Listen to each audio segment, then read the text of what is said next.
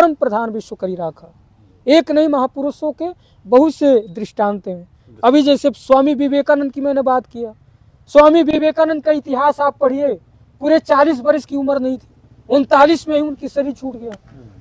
लेकिन ज्ञान के मामले में, भक्ति के मामले में पूरा विश्व उन्हें जान गया। युवा अवस्था में उन्होंने भक्ति को पूरे देश में फहरा लिया। तो कहने का मतलब ये है। स्वामी जी, नहीं, प्रश्न क्या है, संत महात्माओं से हम प्रश्न कितना जिज्ञासा रखनी चाहिए, है ना। अब जो आपके मुख से मिल जाए, ये तो देखिए, श्रद्धा आपकी अच्छी भावना है, श्रद्धा रखनी चाहिए। और संतों के पास में प्रश्न क्या करना, वही चीज। हाँ, एक संत ही देखिए, एक चीज बताऊं, आपका भावना अच्छी बात है, एक संत से प्रश्न कर सकता है, लेकिन आप एक भक्त के रूप में आप तो केवल जिज्ञासा ही रखिए। जिज्ञासा, हाँ। हम प्रश्न वही कर सकते हैं जो हमें जानना है, जिनमें हम समझ नहीं पा रहे हैं, तो उसका एक प्रश्न करके कि उस चीज को आपने बता दिया तो हमारी समझ में आ गया, बस वही क्वेश्चन हम। हाँ, जो चीज तो अज्ञान में है, हम देखिए, अल्प अवधि जीवता में बहुत सोच पोच करिबे को बहुत पे का कीजिए, पार न पुराणहु को वेदहु को अंत नाही, बानी तो अनेक चित कहाँ दीजिए, काव्य की कलाए अनंत, छंद को प्रबंध बहु, राग तो रसीली, रस कहाँ पीजिए, और सब बातन में एक बात तुलसी बताए जात, जन्म जो सुधारा चाहे तो राम नाम लीजिए। जितना देर हम लोग बैठ करके कर रहे हैं, सबका सारे सुमिरिय रामई गाइए रामई, संतत सुनिए राम गुण गाइए। अच्छा स्वामी जी, आप दोनों लोगों से एक प्रश्न है कि जैसे अभी आपने बताया था कि अगर जैसे जो मैंने पूछा था कि वो नाम जाप और ध्यान के एक साथ किया जा सकता है, तो आपने कहा था कि ध्यान में सबसे पहले नाम को देखिए, राम को। तो क्या जब हम ध्यान में बैठते हैं और फिर ध्यान लगता है, तो क्या वो नाम क्या प्रकाशित होता है, क्या कैसे क्या होता है? हाँ, होता है। उसमें क्या है कि जब ध्यान माने एकदम सिद्धावस्था में पहुंचता है, वो राम नाम प्रकाशित में प्रकाश की तरह पुंज में प्रत्यक्ष सामने दिखता है। अच्छा। हमारे संत जी ने जो खड़ाक्षर मंत्र है ना, तो एक दो संतों ने बताया कि जब ये मंत्र सिद्ध होने लगता है, खड़ाक्षर मंत्र जो 6 अक्षर का होता है, तो जैसे हम ध्यान में बैठेंगे, प्रकाश रूप में वो अक्षर जो है प्रकाश रूप में सामने दिखेगा आकाश टाइप में। हाँ। तो समझ लो कि हमारा मंत्र सिद्ध हो गया। तो वही बतिया राम नाम, जो 2 अक्षर का जो राम नाम का ध्यान करते हैं, ध्यान करते करते वो अक्षर आकाश में माने चारों तरफ जिधर देखे वो 2 अक्षर का नाम जो है प्रकाश रूप में हमको दिखेगा। तो समझ लो कि हमारे ध्यान की स्थिति बढ़िया हो रही। अब ये एक जन्म का खेल तो है नहीं कि एक ही जन्म का, वो कार्य मरते दम तक आपको करना है। फिर भगवान से यही प्रार्थना करना है कि हे प्रभु, अगला जन्म जब हमारा हो, भगवान के चरणों में प्रेम हो, भगवान की भक्ति बढ़े, आपके अनन्य प्रेम, ऐसा भाव व्यक्ति लेकर जब शरीर छोड़ता है, तो भगवान फिर अच्छे जन्म में, अच्छे कुल में जन्म दे देते हैं, अच्छा संतों का सत्संग दे देते हैं, भगवान की बहुत बड़ी कृपा हुई है तो सदगुरु से मिला दिए, तो फिर अंतिम जन्म हो जाता है। अंतिम जन्म। अच्छा, नाम प्रकाशित होने के बाद भी अगर हम ध्यान में निरंतर लगे हैं, तो उसके आगे भी कुछ होता है? नहीं, ये तो देखो गुरु के ऊपर निर्भर है। अच्छा। हमको जहाँ तक पहुँचना है, जहाँ तक वो गुरु बताए वहाँ तक है। यदि उसमें कोई ऐसी कृपा हो गई, विशेष कृपा, मान लो संत की विशेष को हनुमान जी प्रकट होकर के कह दिए कि बच्चा तेरी भक्ति हमने काफ़ी देख लिया, मन में ही उषा की कोई मार्ग बतावे, तो मान लो गुरु नहीं मिलते तो हनुमान जी आकर के कहें कि बच्चा तुमने तेरी भक्ति परिपक्व है, अब जो हम बताते वो पकड़। और यदि हनुमान जी जिसको बता दे, शंकर जी जिसको बता दे, तो भगवान जी क्या दूर है। तो कथा कलवाली हमने बताया था। तो कुल मिलाकर के ये क्या है, जो राम जी का ध्यान है, क्या है, ये सब भगवान को पाने का मार्ग है। ये एक जन्म का खेल नहीं है कि हम जो है थोड़ा सा चले गए। अब देखो हमारे पास लिखा है, कंठ की जाप पिपील का, श्वासा की है मीन, अजपा जाप विहंग है जाने पर। कंठ की जाप पिपील का, जो हम कंठ से जप करते, लोगों को अभी कंठ का भी जाप नहीं पता है। कंठ की जाप पिपील का मारा हो चींटी मार्ग है। जब हम चींटी वाले मार्ग में चलेंगे, कहाँ तक जाएंगे, कुछ दूर जाएंगे, किसी का पैर पड़ गया, कोई गाड़ी पड़ गया, कोई बड़ा अवरोधक, वहीं तक कोई जीव जाएगा, मर जाएगी, मैंने सीमा है, एक जन्म की बात। उसी तरह से यदि पिपील का मार्ग का ही सेवन करेंगे तो कहाँ तक हम जाएंगे, दूसरे बैकुंठ तक जाएंगे, वहीं तक हमारी सीमा है।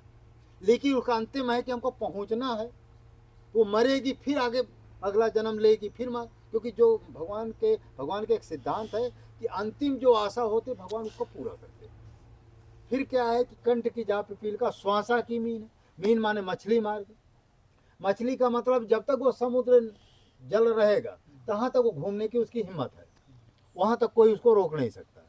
तो इसका मतलब मछली वाला श्वासा का जो जप है वो मछली मार्ग, जहाँ तक जल रहेगा वहाँ तक वो जा सकती है, माने वो माने ज़्यादा जा सकती, इससे कई गुना वो ज़्यादा जा सकती है। ये मान लो 1 किलोमीटर जाएगी तो जहाँ तक वो समुद्र है, जहाँ तक उसका रेत है वहाँ तक वो जा सकती है।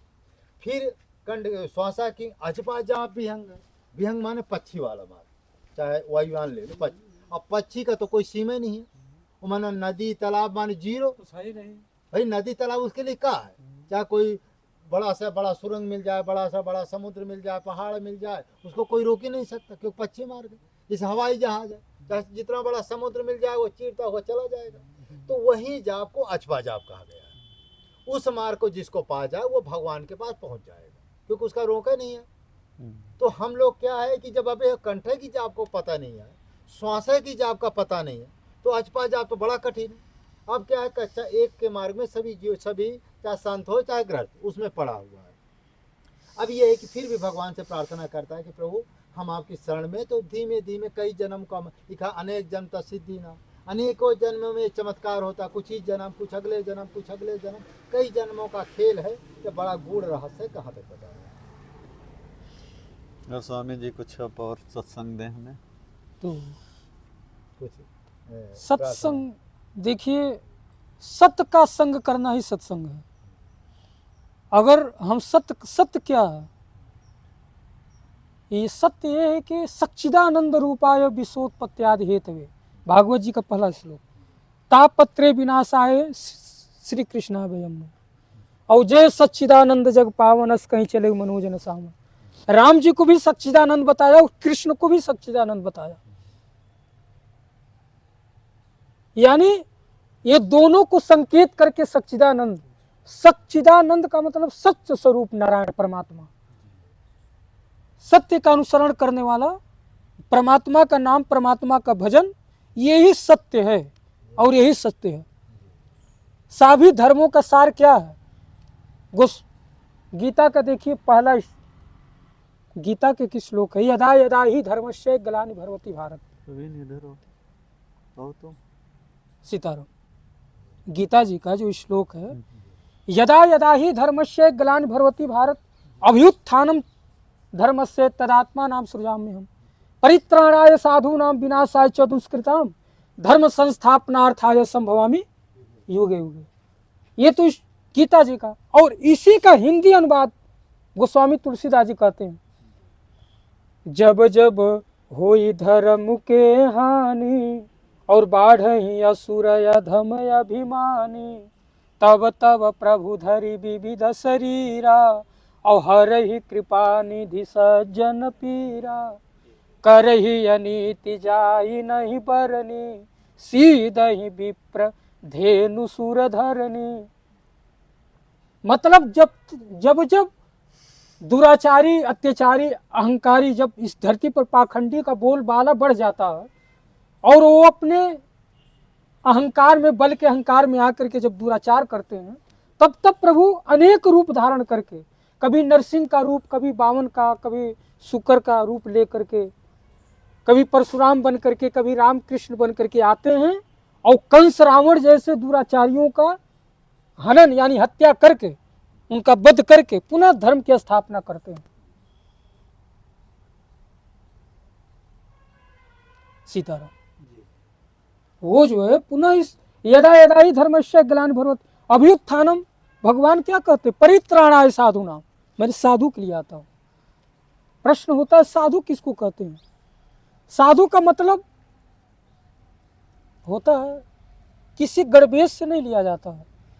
आज हमारे मन में होता ना कि बड़ी बड़ी दाढ़ी हो, या मतलब बहुत तिलक बड़ा लगा हो, या मतलब गिरवे वस्त्र में हो या सफ़ेद वस्त्र में हो, धोती पहना हो, साधु नहीं।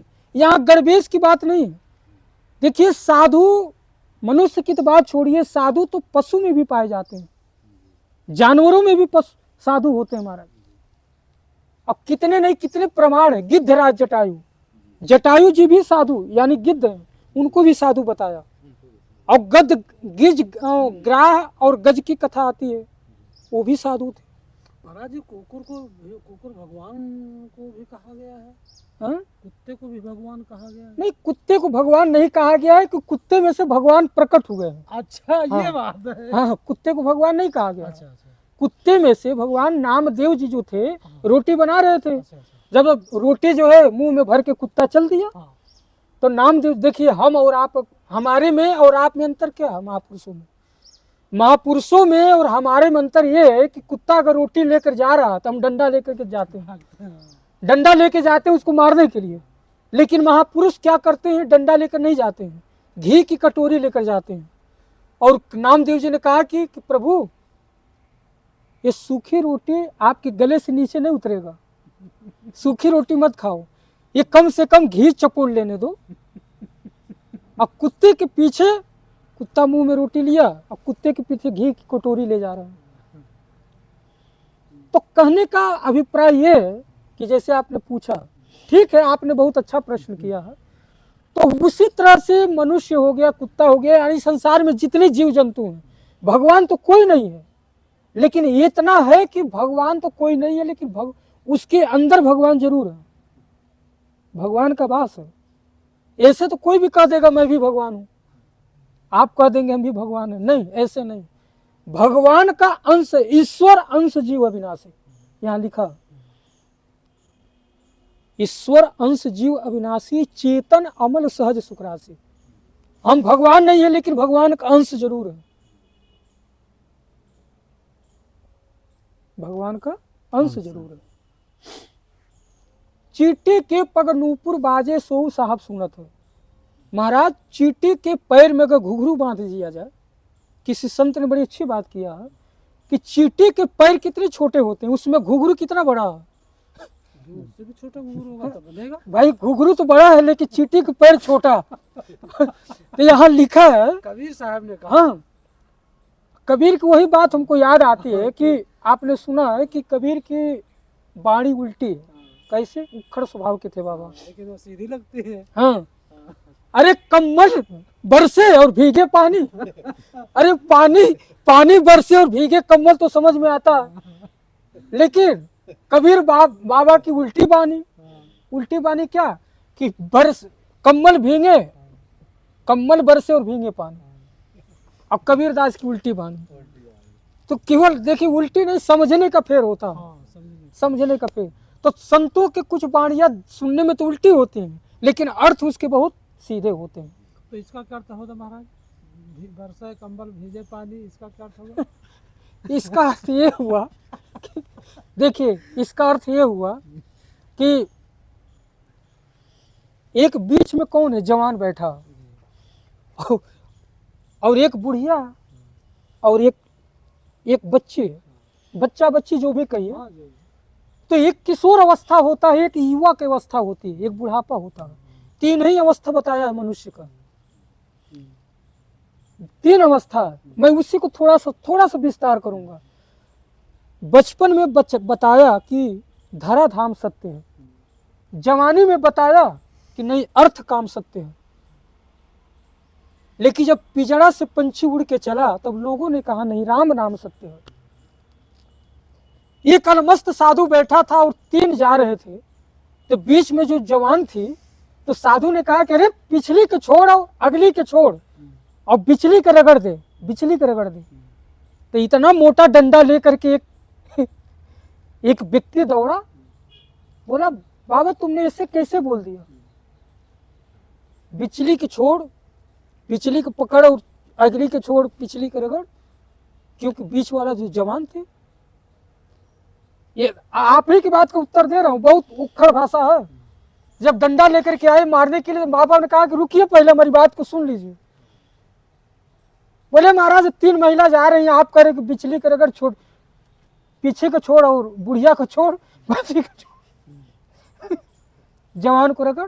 बोले कि देखो भाई, जवानी को रगड़ना, मध्य में बीच में क्या होता है, जवान होता है। अरे बचपना में तो आप कुछ नहीं, खेलने कूदने में समय निकल गया। तो हमारे कहने का मतलब बचपना को छोड़ और बुढ़ापा के भी छोड़। बुढ़ापा में हाथ पांव कांपते, महाराज काम होता नहीं है, दूसरे का आशा देखना पड़ता है कि कोई एक गिलास पानी दे दे, लेकिन जो जवानी होती है बीच वाले, उसी को रगड़ना है, उसी में व्यक्ति कुछ कर सकता है। तो महात्मा का कहना यही है। तो जो आप बोल रहे हैं तो उल्टी बाणी समझने का फेर है, बरस कम्बल और भीगे पानी, कबीरदास जी की उल्टी बाणी। अर्थ अमित अति आकर थोड़े, इसका मतलब ये हुआ कि महापुरुष जो होते हैं वो कहते कम है लेकिन अर्थ उसमें ज्यादा होता है। कम कहना और समझना ज्यादा, कम कहना और समझना ज्यादा, या ये कहें ज्यादा समझना और कहना कम। तो अर्थ अमित अति आखिर थोड़े। तो देखिए अब आखिरी बात मैं यही बोलूंगा कि भगवान की कथा बड़ी अनंत है, भगवान की लीला बड़ी अनंत है। अगर इस कागज को, इस धरती को कागज बना करके और जितने वृक्ष इसको कलम बना कर अगर लिखा जाए तो भी भगवान का गुण कहा नहीं जा सकता, लिखा नहीं जा सकता। इसलिए जितना भी कहा जाए भगवान की लीला के बारे में उतना ही कम है। सत्संग कभी नहीं कम नहीं होता है, इसका कोई उद्गम और छोर नहीं बताया। तो बोल सियावर रामचंद्र की जय। सब संतन की जय। जगह स्थान की, एक मिनट का और थोड़ा बहुत कुछ बताइए। जगह स्थान की, चित्रकूट धाम की जय। एक मिनट में कुछ भी आप बोलिए। हम ही बोले। हाँ, अच्छा क्या बोले भाई? जो भी बोलिए, राम नाम बोलिए बोलिए। हाँ, राम नाम मन दीप धरु जी हृदय हरिद्वार, तुलसी भीतर बाहरो जो चाह शिव जियार। अगर भीतर और बाहर दोनों तरफ प्रकाश करना चाहते हैं तो दीपक को कहाँ रखना? देहली पर। देहली पर रखोगे तो भीतर और बाहर दोनों तरफ। उसी तरह से अपने जीव पर, अपने जुबान पर किसको रखना है? राम नाम को रखना है। जुबान पर राम नाम रखोगे तो बाहर में दूसरे को दिशा मिलेगी, यानी ज्ञान मिलेगा, प्रकाश मिलेगा और अपने भी भीतर प्रकाश होगा। इसका अभिप्राय यह है कि राम नाम मन दीप धरु जी हृदय हरिद्वार, तुलसी भीतर बाहरो जो चाह शिव जियार। राम नाम एक अंक है, सब साधन है शून्य, और अंक गए कछु हाथ नहीं, अंक रहे 10 गुण। ये राम नाम की महिमा और ये राम नाम का प्रभाव है। कहाँ कहो को लगी नाम बढ़ाई, राम न सकही नाम गुण गाई। राम जी भी अपने नाम का महिमा का प्रणन नहीं कर सकते हैं। महाराज एक मिनट आपको। महाराज जी जो भी अभी महाराज जी ने कहा बहुत ही सुंदर ढंग से वर्णन किया। और जो अभी हमारे अमित भैया ने बीच में प्रश्न किया था सत्संग किसे कहते हैं, तो सत्संग की महिमा में जो अभी आपने जो चौपाइयाँ कही बहुत ही गूढ़ रहस्य वाली हैं। पर सत्संग का जो सत्संग शब्द का जो मेन अर्थ है कि सत्य का संग और असत्य का त्याग। जय हो। और असत्य क्या है? जो भौतिक जगत में जितनी भी चीज़ें हमें दृश्यमान वो सब असत्य हैं, और जो अपना जीवन है, जो राम नाम है, जो सदगुरु का दर्शन है, उसके द्वारा जो ज्ञान मिलता है वही परम सत्य है, यही सत्संग है। और इस सत्संग, यह सत्संग जिसको मिल गया उसको ईश्वर मिल गया, भगवान मिल गया, परमात्मा मिल गया, स्वस्वरूप मिल गया, सब कुछ मिल गया। और जो दुनिया में भटक गया वो समझो कि वो उधर नरक की तरफ चला गया और भटकता चला जाता है। और इसमें सबसे मेन कारण है अहंकार। अहंकार जिसका डाउन हुआ वह सत्संग की ओर जाएगा, और जिसका अहंकार बढ़ा वो नरक की तरफ जाएगा। बोले गुरुदेव भगवान की जय। हो गए, चलें? ठीक है ना? ठीक है। सो गाइज बहुत अच्छा लगा, और महात्मा जी से मैंने सत्संग लिया, दोनों महात्मा जी से, और मुझे बहुत ही अच्छा लगा। और ये जिस जगह हम लोगों ने आज सत्संग सुना स्वामी जी से, और आप देख सकते हैं ये शमशान घाट है, ये शमशान घाट है। यहाँ पे जो है जब लोग शरीर छोड़ देते हैं तो उनका अंतिम संस्कार किया जाता है। जैसा कि आप पीछे देख रहे हैं, ये यहाँ पे जो है चिता लगाई जाती है।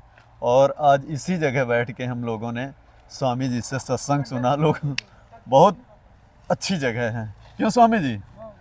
जिस जगह हम आपने आज सत्संग सुना है, मतलब कि ये एक शमशान घाट है ना, हाँ ये और हमारी अंतिम जगह है। अंतिम जगह है, और हाँ। यहाँ पे बैठ के चित्रकूट की इस पावन धरा पे और शमशान घाट पे मंदाकिनी नदी के किनारे हमने जो है संत से और जो स्वामी जी हैं इनसे मैंने सत्संग सुना, सत्संग लिया हम लोगों ने, बहुत ही अच्छा लगा। और इसी के साथ अब हम यहाँ से हम लोग जो है स्वामी जी की कुटिया जाएंगे, वहाँ मेरी गाड़ी खड़ी है, और उसके बाद फिर हम और स्वामी जी फिर रायबरेली निकल जाएंगे, और फिर नेक्स्ट टाइम हम जो है चित्रकूट आएंगे हम स्वामी जी, जो कि हमें जाना था टाटी घाट है ना स्वामी जी, वहाँ जाना था, और वहाँ जा नहीं पाए क्योंकि जहाँ मेरी कार पार्क थी वहाँ पे किसी भाई ने अपनी गाड़ी मेरे सामने लगा के वो परिक्रमा के लिए चले गए। तो अब जाके देखते हैं कि वो वापस आए कि नहीं आए, हम लोग अभी निकल पाते भी कि नहीं। सो इसी के साथ हम लोग अब यहाँ से विदा लेते हैं। जय श्री राम। जय सतगुरुदेव की जय। प्रभु की जय, सतगुरुदेव की।